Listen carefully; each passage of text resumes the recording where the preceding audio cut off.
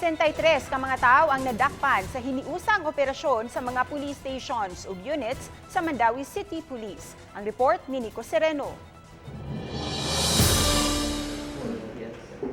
Niadtong Sabado, gilusad sa kapulisan ang sakleo o hiniusang operasyon kontra kriminalidad. Sa Mandawi City, misalmot ang tanan nilang station units. Sa kinatibukan, moabot sa 63 ka mga tao ang naaresto sa kapulisan, mayoriya niini o 26 gumikan sa kalambigitan sa illegal drugs. Moabot sa 25 gramos sa gituhang shabu ang nakumpiskar nga dunay street value nga 170,000 pesos. Kaning ato ang illegal drugs operations, all are bypass operations.